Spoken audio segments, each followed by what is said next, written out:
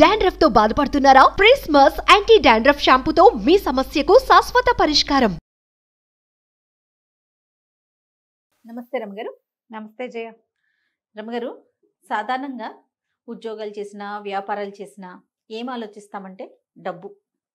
ఎవరు ఏది చేసినా దానికోసమే కదండి. ఫ్యామిలీకి కొంత టైం ఇవ్వలేకపోతున్నాము. పీక్స్లో ఉన్నప్పుడు నిజంగా ఫ్యామిలీకి టైం ఇవ్వలేకపోతాం. లేదు, ఫ్యామిలీకి ఇస్తున్నాం అనుకోండి, కెరీర్ మీద అంతగా కాన్సన్ట్రేట్ చేయలేకపోతాం. రెండు బ్యాలెన్స్ చేసుకోవాలంటే చాలా కష్టపడాలి. చాలా ఓర్పు నేర్పు ఉండాలి. ఎక్కడికక్కడ దేనికి దాన్ని సరిపెట్టుకుంటూ సరి చేసుకుంటూ ముందుకెళ్ళాలి. అవునా కాదంటారా? కాకపోతే ఏది ఇంపార్టెంట్ అనేది ఎప్పుడు ఆలోచించుకోవాలి. ఒకప్పుడు ఒక సర్టన్ ఏజ్ ఉంటుంది, 30 to 40 పీక్గా ఉంటుంది ప్రతి ఒక్కరికి కూడా, అమ్మాయిలకైనా అబ్బాయిలకైనా. ఉద్యోగం చేస్తున్నా లేకుంటే వ్యాపారం చేస్తున్నా కష్టపడటానికి ఎక్కువ అవకాశం ఉంటుంది, సంపాదించడానికి ఎక్కువ అవకాశం ఉంటుంది. ఇంకొంచెం కష్టపడితే ఇంకొంచెం పెరిగే అవకాశాలు కూడా ఉంటాయి. అదే టైము మనం పెళ్లి చేసుకునే టైం, అంటే ఫ్యామిలీకి కూడా. దీన్ని బ్యాలెన్స్ చేయాలా, దాన్ని బ్యాలెన్స్ చేయాలా, భలే ఇబ్బంది పడిపోతూ ఉంటారండి కెరీర్లో ముందుకెళ్లే వాళ్ళు. ఒక్కోసారి అది క్లిక్ అవుతుంది, ఒకసారి ఇది క్లిక్ అవుతుంది. అవును అవును, అందరికీ ఒకటే క్లిక్ అవుతుందని అసలు చెప్పలేము మనం. అస్సలు చెప్పలేమండి. చెప్పలేము. Family సపోర్ట్ దాని మీద కావాలి. కాన్సన్ట్రేట్ చేయి అన్నామా ఇది తన్నేస్తుంది. కెరీరే ఇంపార్టెంట్ అంటే చివరికి లేట్ ఏజ్లో పెళ్ళిళ్ళు పిల్లలు అసలు అవి కూడా లేకపోవటం. అప్పుడేమనిపిస్తుంది, కెరీర్ ఉండి ఫ్యామిలీ లైఫ్ లేకపోతే ఉపయోగం ఏంటి అనిపిస్తుంది కదా. ఓ పాత కథ ఉంది దీని మీద. ఇదివరకటి కాలంలో ఇలాంటి కథలు ఉండేవా అని ఆశ్చర్యంగా ఉంటుంది. సరే, కథకి వెళ్లే ముందు మీ ఒపీనియన్ చెప్పండి నాకు. ఎట్లా ప్లాన్ చేసుకోవాలి బ్యాలెన్స్? నేను చెప్పిందే చెప్తున్నారు రమ్మగారు, మీరు చెప్పండి రమ్మగారు. ఇప్పుడు కాదయ్య, నువ్వు బ్యాలెన్స్ చెప్పి నేను ఏం అక్కర్లేదు అని ఎలా చెప్తాను? నేను కూడా బ్యాలెన్సే కాదు చెప్పాలి. ఇంకేమన్నా టిప్స్ చెప్పండి. టిప్కే ఉంది. మనం ఏంటంటే ఒక ప్రైమ్ టైంలో ఇది ఆ పిల్లల్ని కనాల్సిన వయసు, ఇది దాటితే మీకు ఇబ్బంది అని డాక్టర్ చెప్తే కెరీర్ నాపి పిల్లల్ని కనండి. డాక్టర్లు చెప్తారు 30 లోపల ఫస్ట్ కాన్పు ఇవ్వాలి, 40 ఏళ్ళు వచ్చాక రెండో కాన్పు ఓకే, కానీ మొదటి కాన్పు బిఫోర్ 30. అసలు 25కి ముందైతే మరీ మంచిదట జయ. మనం 49 అని అదని ఎంతమంది డాక్టర్లతోటి మాట్లాడుతున్నాం. నేను మాట్లాడాను, మీరు ఎన్నో వీడియోలు చేస్తున్నారు. ప్రతి డాక్టరు చెప్పేది అదే కదా. చదువుకునేటప్పుడు కూడా చాలా మంది డాక్టర్స్, ఇవాళ రేపు నేను కొన్ని కేసులు చూసాను జయ, ఎండి చేస్తున్నారు లేడీస్, లేడీ డాక్టర్లు ఎండి చేస్తూ పెళ్ళయింది, పిల్లని కనేసి పిల్లని అమ్మచేతులు పెట్టి చదువుకుంటున్నారు. తర్వాత ఇబ్బంది అని తర్వాత ఏజ్ పెరిగితే ఇబ్బంది, అందుకని పిల్లల్ని పెంచుకుంటూ చదువుకుంటున్నారు చాలా మంది. సో అట్లా ప్లాన్ చేసుకోవాలి. మగవాళ్ళు అనుకో, మగవాళ్ళు ఇప్పుడు 36 వచ్చాక పెళ్లి చేసుకుంటారంటే అప్పటికి నీకు 30 దాటిపోయిన అమ్మాయే దొరుకుతుంది. చిట్టి పిల్లల్ని నీకెవరు కదా, ఇప్పుడు గోల అదే కదా. 2 ఏళ్లే గ్యాప్ ఉండాలి. అబ్బాయికి 36 అయితే అమ్మాయికి 34 అంటే సంతాన సాఫల్యం ఎంత వెనక్కిపోయినట్టు. అది ఆలోచించాలా వద్దా? పెళ్ళికి ఆలోచించాలిగా. అందుకని 36 కాదు నాయన, 30 లోపలే మగపిల్లలు పెళ్ళిళ్ళు చేసుకునేందుకు ప్లాన్ చేసుకుని, అంతగా అవసరమైతే ఉద్యోగం చేసే అమ్మాయి, మనవుల్లోనే ఉద్యోగం ఉన్న అమ్మాయి, టైం కొంచెం ఫిక్స్డ్ టైమింగ్స్ కాకుండా కొంచెం ఫ్లెక్సిబుల్గా ఉండే ఉద్యోగం ఉన్న అమ్మాయి, అలా చూసుకోవాలి. ఇక ఇవాళ రేపు కొంతమంది ఏం చేస్తారంటే అమ్మాయి కూడా చాలా సూపర్ ఎడ్యుకేషన్ ఉండాలనుకుంటారు. సూపర్ ఎడ్యుకేషన్ ఉన్నాక అది ఇంట్లో కూర్చుంటుంది అమ్మడు. ఉద్యోగం కోసమే కదా పాపం కష్టపడేది. కెరీర్ కావాలనుకుంటారు కదా, ఇంత చదువుకుని ఏదో బిల్డప్ చేయాలనుకుంటారు, ప్రూవ్ చేసుకోవాలనుకుంటారు. అప్పుడు పిల్లల్ని అని వాళ్ళని బలవంత పెట్టలేం కదా మనం. కొంచెం ఆలోచించుకుని బ్యాలెన్స్ పట్టు విడుపుతోటి చేయాలి. నీ బ్యాలెన్స్ అన్నది నేను పట్టు విడుపు ఉండాలి గ్యారంటీగా ఉంటే. అప్పుడు కూడా ఇది కూడా ప్లానింగ్ ఎప్పుడు ఒకళ్ళతోటి కాదు కదా జయ. ఫ్యామిలీ ప్లానింగ్ అంటే ఇద్దరు, వీళ్ళు ప్లస్లు మైనస్లు ఆలోచించుకోవాలి. ఒకసారి ఎక్కాలి, ఒకసారి దిగాలి. కొంతమంది పెళ్ళిళ్ళు చేసుకుంటున్నారా చూడు, మనం కథ చెప్పకుండా నేను నీకు లెంగ్దీ మ్యాటర్ చెప్తున్నా. పిల్లల్ని కంటం పట్ల ఇద్దరికి ఒక రకమైన అభిప్రాయం ఉండటలా. మగవాళ్ళు పిల్లలు వద్దనుకుంటారు, లేదా అమ్మాయిలే పిల్లలు నా వల్ల కాదు, ఎవరైనా తెచ్చుకుని పెంచుకుంటాను అంతే తప్పిస్తే నేను కన్ను, ప్రెగ్నెన్సీ భయం, పెంచలేను, నేను ఇప్పుడే కాదు, నేను పిల్లల కోసం రెడీగా లేను, ఇలాంటివి చెప్తారు. పెళ్లికి ముందే ఇది మాట్లాడుకుంటే మంచిది. మాట్లాడుకునే మ్యాటర్స్ లో కిడ్స్ మ్యాటర్ కూడా మనం మాట్లాడుకోవాలి. ఎక్కడికి వెళ్ళిపోయాం రమ్మగారు. మరి ఏం చేస్తాను జయ, పెళ్ళి అంటేనే నెక్స్ట్ జనరేషన్ కదా, దాన్నే వద్దనుకుంటే ఇంకేముంది. పెళ్ళి ఇక పెళ్ళెందుకు? అంత Parent ఘోరంగా ఆ? ఉన్నామా రమ్మగారు? ఉన్నామమ్మా, ఉన్నాం, అలాగే ఉన్నాం. అవి వింటుంటే ఇప్పుడు నేను అంతా విని విని విని తలకాయ వాచిపోయి ఫిల్టర్ చేసి 2 వాక్యాలు చెప్తే నువ్వు అలా కంగారు ఆ, పడుతున్నావు. అవన్నీ విన్న ఆశ్చర్యపోతున్నా వాళ్ళ నేను. పరిస్థితి ఏంటి? నిజంగా నేను ఆశ్చర్యపోతున్నాను రమ్మగారు. పిల్లలు వద్దు అనుకొని పెళ్లి చేసుకుంటాము అనుకునే వాళ్ళు ఉన్నారా? ఏం పర్వాలేదు, ఏం పర్వాలేదు, ఓ మై గాడ్. ఏం పర్వాలేదు. వాళ్ళు కూడా వచ్చేసారు చైనాలులాగా 1 or నన్లోకి వచ్చారు. పుడితే ఒకటి పుడుతుంది, లేకపోతే పోతుంది, పోని హాయిగా ఉంటాం. కెరీర్ నిజంగా నేను చూసి చెప్తున్నా కదా. అదే మీరు ఎన్ని కేసెస్ చూస్తా ఉన్నారు?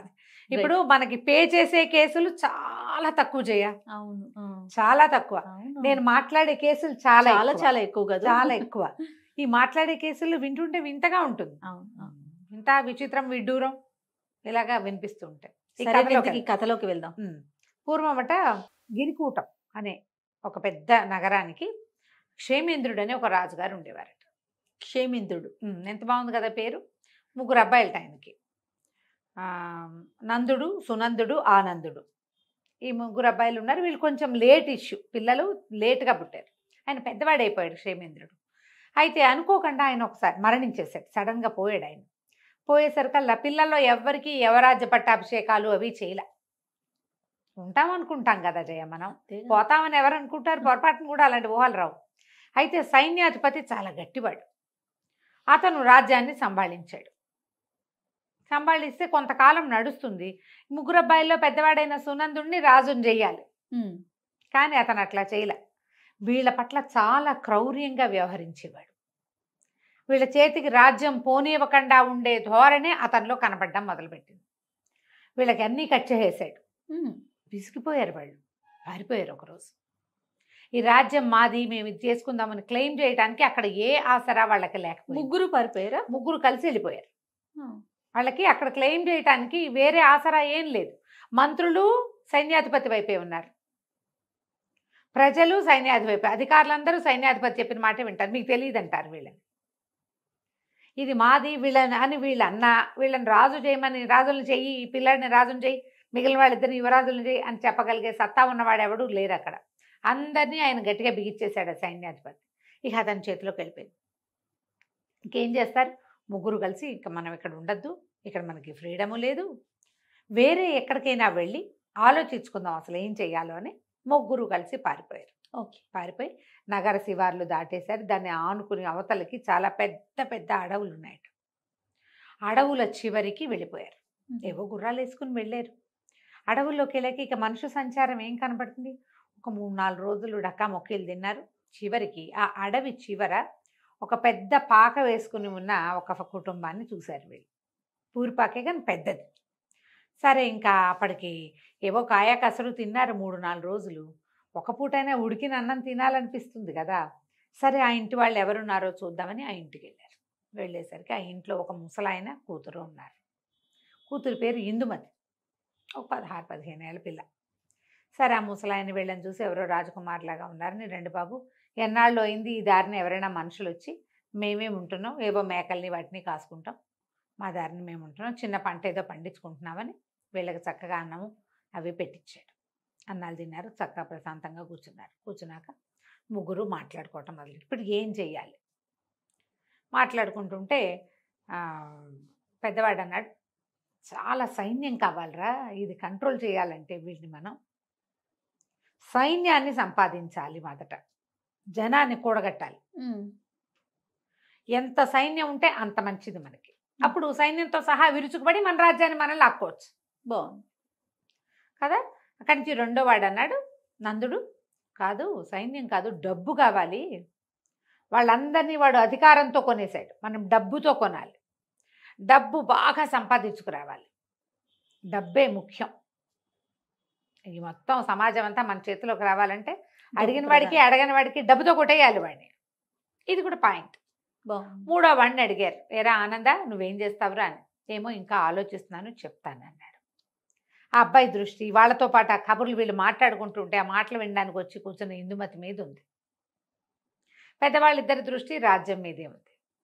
సరే, ఇంకా ఒక పూట గడిచాక కాస్త స్థిమితపడి 4 రోజుల నుంచి ప్రయాణం చేశారుగా, స్థిమితపడ్డాక వాళ్ళ దగ్గర నుంచి ఏదో కాస్త తినుబండారాలు ఒక 2-3 రోజులకు సరిపడా మూట కట్టుకున్నారు. అన్నదమ్ములు ఇద్దరు చెప్పారు.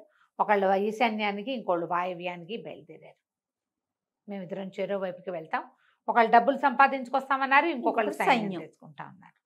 ఆనందుడు అన్నాడు, సరే మీ ఇద్దరు బయలుదేరండి, నేను ఆలోచించుకుని నా దారి నేను బయలుదేరుతాను అంటే ఆనందుడి గుర్రం ఇక్కడే ఉండిపోయింది. సునందుడు నందుడు చేరో గుర్రం మీద చేరో పక్కకి వెళ్ళిపోయారు.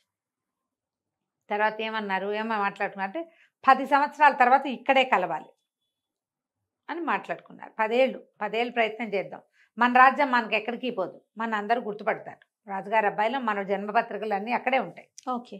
10 ఏళ్ల పాటు ఒకటిది మూడో వాడికి తోచింది సంపాదించుకొచ్చి మన రాజ్యాన్ని మనం స్వాధీనపరచుకున్నాం. ఆనందం అన్నాడు, మీ ఇద్దరు చెరోదారిన వెళ్ళండి, నేను కూడా ఇక్కడే కలుసుకుంటాను మిమ్మల్ని అని చెప్పాడు. సరే 10 సంవత్సరాలు సుదీర్ఘమైన రోజులు గడిచిపోయినాయి. 10 సంవత్సరాలు అంటే 3650 రోజులు గడవాలి, అంతే కదా సంవత్సరానికి. ఏడాదికి 365, 10 అంటే ఇంటూ 10 వేసి ఆ సున్నా దీని పక్కన చేస్తుంది కదా, 3650 రోజులు వెళ్ళిపోయారు. 10 ఏళ్ల తర్వాత ఒక రోజున పెద్ద సైన్యం, కనీసం ఒక 25,000 మంది ఉంటారు సైన్యం ఆ గుడిసె వైపుకి నడిచొచ్చింది. ఇంకో పక్క నుంచి గాడిదలు, కంచరగాడిదలు, గుర్రాలు, లొట్టిపిట్టలతోటి ఇంకొక పెద్ద వ్యాపారస్తుల బిడారు ఇంకొక పక్క నుంచి నడిచొచ్చింది. ఈ సైనికులతో వచ్చిన వాడు ఒకడు వాజానుబాహు, కణతల దగ్గర అక్కడ నెరిసి ఉంది, గడ్డను నెరిసిపోయింది, కానీ మంచి బలశాలి ఆజానుబాహుగా ఉన్నవాడు ఒకడు. ఈ రెండో గుంపుతో బేహారీలతోటి వ్యాపారస్తుల సమూహంతో వచ్చినవాడు ఇంత బొజ్జ, స్థూలకాయం, తలకాయ నెరిసిపోయి ఉన్నవాడు రెండోవాడు. వాళ్ళిద్దరూ కలుసుకున్నారు. ఒరే నందా సునందా అని మాట్లాడుకున్నారు. ఆనందుడు ఏమయ్యాడో అంటే వాళ్ళ ఒక గుడిసె ముందు ఆగారు కదా, ఆ గుడిసె ఇది వరకు చిన్న గుడిసెగా ఉండేది, ఇప్పుడు చుట్టూతా ఇంకా 3-4 శాలలు లాంటివి వెలిసినాయి, చుట్టూతా తోట వచ్చింది, ఇద్దరు అంతంత పిల్లలు అక్కడ ఆడుకుంటున్నారు. ఇందుమతి ఇదివరకు వాళ్ళు చూశారు కదా, ఆ అమ్మాయి ఒక చంకలో ఉన్న పిల్లవాడితోటి గుమ్మం దగ్గర నిలబడింది. వీళ్ళు ఏదో డెవలప్ అయ్యారనుకున్నారు. ఆ ఇంటి వెనక నుంచి ఆనందుడు నడిచొచ్చాడు ముందుకి. ఆశ్చర్యపోయారు వాళ్ళు. ఏమిట్రా నువ్వు ఇక్కడే ఉన్నావా, ఇదే నువ్వేం చేసావు అని మాట్లాడుకున్నాక పెద్దవాడు ఏం చెప్పాడంటే 25,000 మంది సైన్యాన్ని కూర్చుకొచ్చాను నేను, మనం ఉత్తరాలు రాస్తే 5వ రోజుకి ఇంకో 25,000 మంది సిద్ధంగా ఉంటారు, ఈ సైన్యం అంతా మంది, దీంతో విరుచుకు పడిపోవటమే వాడి మీద అనగానే రెండో వాడు చెప్పాడు 25 లక్షల దినారాలు కూడబెట్టాను నేను. చాలా పెద్ద సొమ్ము కదా 25 లక్షలు. మరి మొత్తం వీటి మీద ఉన్న సరుకంతా మందే, మన వ్యాపారం నడుస్తూనే ఉంది. ఇవాళ మన దగ్గర 25 లక్షలు ఉంది, ఊరు మీద 2-3 కోట్లు ఉన్నాయి వ్యాపారంలో. ఎంత డబ్బు కావాలంటే అంత డబ్బు ఉత్తరం రాస్తే వచ్చేస్తుంది 10వ రోజు కల్లా. నీ సైన్యాన్ని కూడా ఈ డబ్బులతోటి కొనేయగలను నేను అన్నాడు. పదండి విరుచుకు పడదామన్నారు. ఆనందుడు ఏం చేశాడు, అక్కడే ఉండి ఇందుమతిని పెళ్లి చేసుకుని 3 పిల్లల్ని కన్నాడు. ఆ తోట దొడ్డి అది విశాలంగా చేసుకున్నాడు, అడవంతా స్వాధీనంలో ఉంది. అప్పుడు ఆనందుడు ఏం చెప్పాడంటే, అంత కంగారు ఏం లేదు, మీరిద్దరూ వెళ్ళిపోయినటువంటి 3-4 సంవత్సరాలకి గిరిపురం అది ఉంది కదా, అక్కడి నుంచి మనకు ఉత్తరం వచ్చింది, సైన్యాధిపతి మరణించాడని, రాజ్యం అరాచకంగా ఉందని, వచ్చి స్వాధీనపరచుకోమని రాశారు. రాస్తే నేను మళ్ళీ ఉత్తరం పంపించాను, మధ్యలో వెళ్ళి చూసొస్తున్నాను, నా భార్య పిల్లలు ఇక్కడే ఉన్నారు, మీకోసం నేను ఇక్కడ ఉన్నాను, మీరు వచ్చాక 3 వెళ్తే 3 పనులు సంభాళించుకోవచ్చు. పెద్దవాడు రాజు అవుతాడు, రెండోవాడు సైన్యాధిపతి అవుతాడు, 3వ మంత్రి అవుతాడు అని చెప్పాడు. పెద్దవాళ్ళిద్దరు మొహమొహాలు చూసుకున్నారు. చేయవలసిన పని చేశాడు కదా వీడు, వాడికి అందరికంటే చిన్నవాడైనా చక్కగా భార్య, ఇద్దరు ఇంతంత చేతికొచ్చిన మగపిల్లలు, ఓ చంటి పిల్ల, 3 సంతానం, యువరాజు కావడానికి రెడీగా ఉన్న పిల్లవాడు ఉన్నాడు వాళ్ళ ఇంట్లో. ఈ పెద్దవాళ్ళు ఇద్దరు, వీడికంటే 5-4 వేలు పెద్దవాళ్ళు, తలకాయలు నేర్చిపోయినాయి, గడ్డాలు నేర్చిపోయినాయి, స్థూలకాయాలు వచ్చినాయి, ఇప్పుడు వివాహాలు లేవు, ఇక కావు. చేయవలసిన పని ఏమిటి మొదట, అది వాడు చేసేసాడు. సరే ఏమనుకున్నారు, ఇంకేముంది, మనం రాజ్యం చూసుకుని ఆనందుడు కొడుకుని రాజుని చేసుకుందాం, మెల్లిగా కొంచెం పెద్దవాడిని చేసుకుని అనుకుని ఆనందుడిని కుటుంబంతో సహా తీసుకుపోయి వాళ్ళ సొంత ఊరుకు వెళ్ళి రాజ్యాన్ని స్వాధీనం చేసుకున్నారు. ఇప్పుడు సంపాదన, సైన్య సమీకరణ, సంసారమా, కరెక్ట్ ఏజ్లో చేయవలసింది వీళ్ళిద్దరూ, ఇవి 2 చేసేసారు. అవును, ఇది ఎప్పుడు చేస్తారు, ఇక దానికి టైం లేదుగా. దానికంటూ ఒక టైం ఉంది టైం ఉంది. ప్రధానంగా ఏంటంటే సంపాదనకి ఎల్లలు లేవు. 70 ఏళ్ళు వచ్చాక కూడా సంపాదన ఉంటుంది. ఎస్. కానీ సంసారానికి వయసు కావాలి. కావాలి కదా, ఆడకైనా మొక్కైనా. ఇది ఖచ్చితంగా. ఆలోచించుకుని మనం ఈ కథల్ని బాబా. మన జీవితాలకి అప్లై చేసుకోవాలి. ఎంత మంచి కథ చెప్పారు అమ్మగారు. సూపర్ అండి, నిజంగా నిజంగా పాత చాలా కథ బాగుంది. కదా. ఇప్పుడు Excellent. మనం చేస్తున్న రకరకాల వ్యవహారాలకి దాన్ని అటాచ్ చేసుకోవాలి. సెటిల్ అవ్వాలి, ఇల్లు కొనాలి, కారు కొనాలి, అదేదో కావాలి. ఆ తర్వాత కంటానంటే ఆ తర్వాత కౌంట్ ఉండదు, ఆడవాళ్ళకి అవకాశం ఉండదు. ఇంకేం చేస్తావు నువ్వు? ఇల్లు వాకిలి చూసుకుంటూ ఉంటావు అంతే. అంతే. కథ సూపర్ రమ్మగారు. పెళ్లి చేసుకోము అనే వారందరికీ ఈ ఇదే కథని చెప్పాలి. షేర్ చేయాలన్నమాట. రైట్ అండి, నమస్తే. నమస్తే. సుమన్ టీవీలో మీ పర్సనల్ అండ్ బిజినెస్ ప్రమోషన్స్ కోసం కింది నెంబర్కి కాంటాక్ట్ చేయండి.